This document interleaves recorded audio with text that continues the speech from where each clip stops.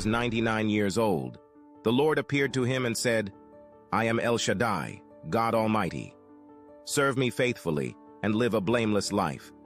I will make a covenant with you, by which I will guarantee to give you countless descendants." At this, Abram fell face down on the ground. Then God said to him, "This is my covenant with you. I will make you the father of a multitude of nations. What's more, I am changing your name. It will no longer be Abram. Instead, you will be called Abraham, for you will be the father of many nations." Then God said to Abraham, "Your responsibility is to obey the terms of the covenant. You and all your descendants have this continual responsibility. This is the covenant that you and your descendants must keep. Each male among you must be circumcised. You must cut off the flesh of your foreskin as a sign of the covenant between me and you." Then God said to Abraham, "Regarding Sarai, your wife, her name will no longer be Sarai. From now on, her name will be Sarah, and I will bless her and give you a son from her. Yes, I will bless her richly, and she will become the mother of many nations. Kings of nations will be among her descendants." Then Abraham bowed down to the ground, but he laughed to himself in disbelief. "How could I become a father at the age of 100?" he thought. "And how can Sarah have a baby when she is 90 years old?" So Abraham said to God, "May Ishmael live under your special blessing."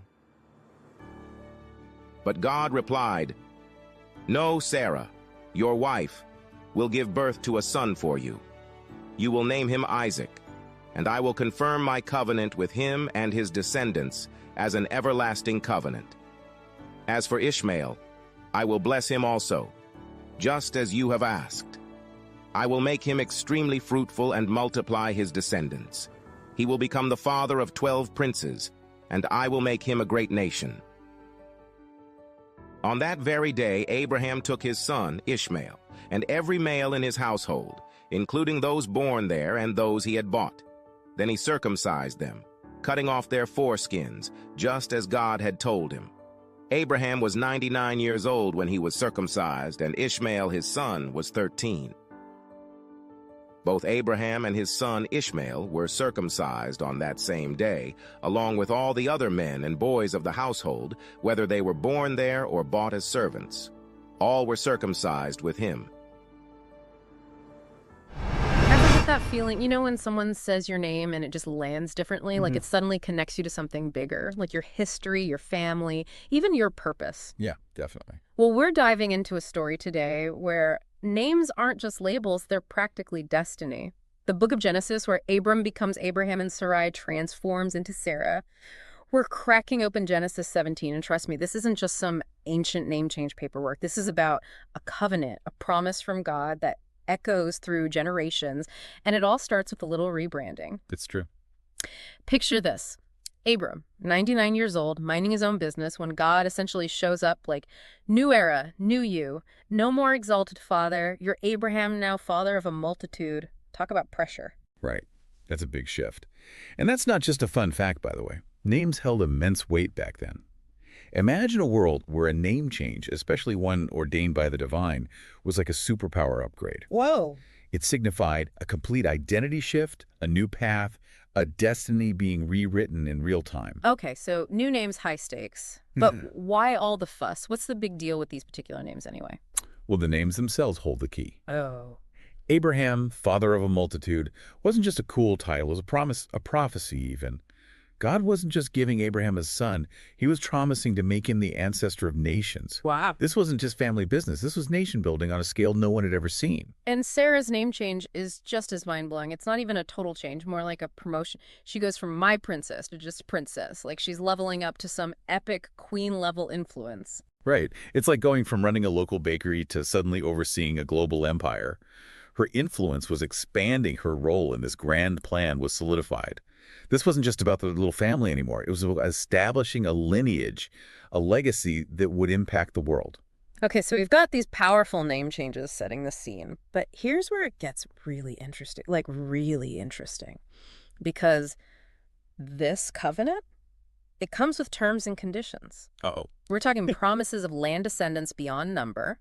And then, well, there's circumcision. Yeah, you could say the terms of this covenant were unconventional even for the time. Seriously, I know we're talking about ancient cultural practices here, but even reading this today, it's hard not to go, hold on, why that? I mean, of all the ways to seal a deal. Right. And you have to remember, in the ancient world, covenants weren't just agreements. They were sacred binding oaths. They were meant to be lasting, memorable, and impactful. So the sign of this covenant had to carry weight. Okay, so maybe a handshake wouldn't quite cut it. But still, why circumcision? What's the significance there?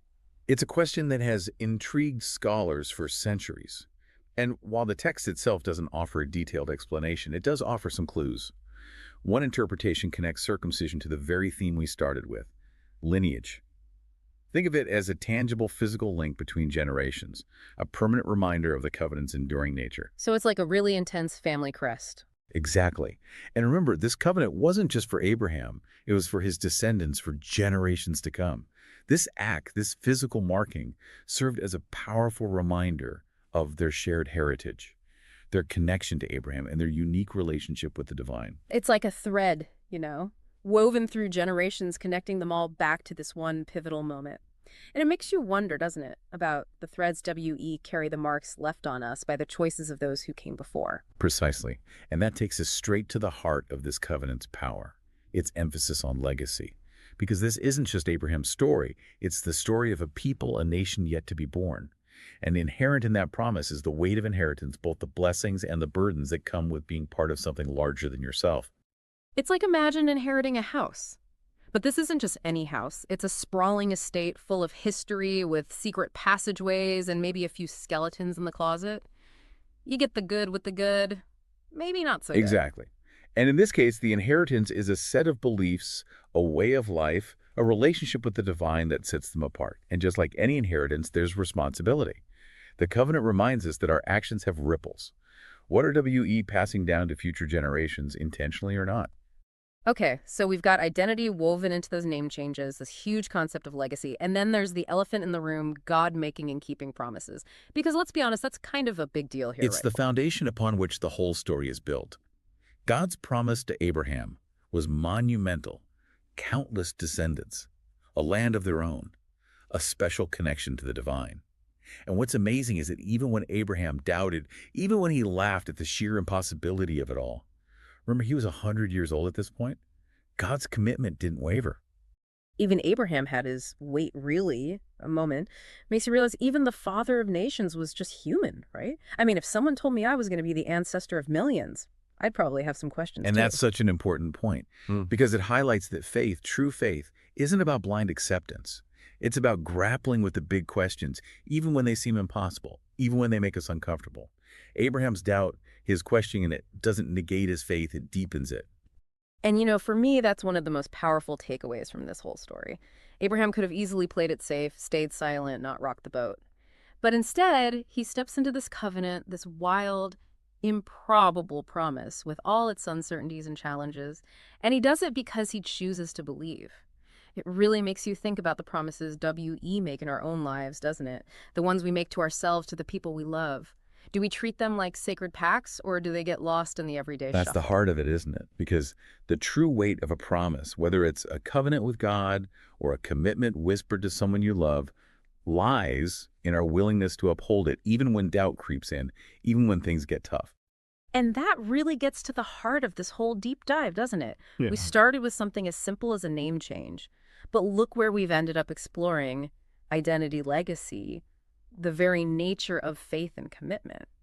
It's amazing how much wisdom is woven into these ancient stories. It's true.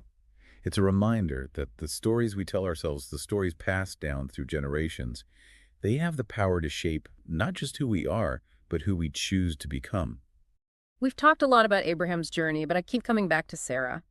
Imagine the strength it took to embrace not just a new name, but a destiny that seemed impossible.